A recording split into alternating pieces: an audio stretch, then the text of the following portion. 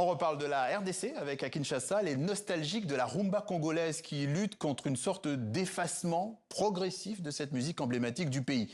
Une rumba pourtant classée au patrimoine immatériel de l'UNESCO, mais elle reste surtout portée par les quinquagénaires et plutôt boudée par la jeune génération. Perrine Roanne, Véronique Pérez.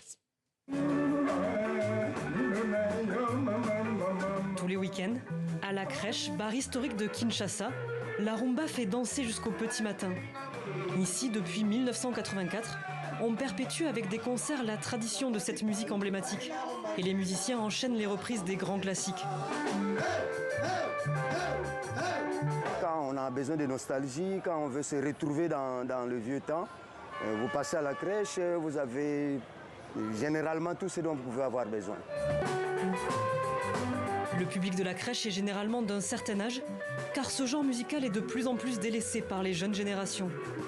Alors, pour conserver la mémoire, un musée national de la rumba a officiellement ouvert ses portes au public à Kinshasa en décembre dernier.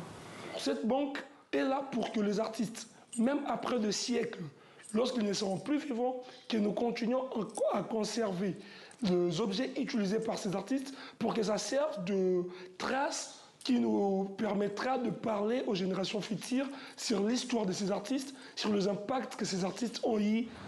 À l'INA, Institut national des arts de Kinshasa, les enseignants tentent aussi de former la relève. L'histoire de la rumba congolaise et les bases musicales y sont enseignées depuis 2022. Michel Loutangamo, professeur et chef d'orchestre de l'INA, explique que la rumba, comme d'autres musiques traditionnelles, est basée sur l'oralité et donc peut disparaître à tout moment. Ici, les musiciens apprennent leur musique sur l'état, de bouche à l'oreille. De la même manière que ça se passe dans les villages. Il n'y a que l'INA où on apprend à lire, à écrire la musique qui peut sauver la situation. D'où, dans les travaux que nous faisons, nous enseignons aux étudiants comment lire la musique, comment écrire la musique.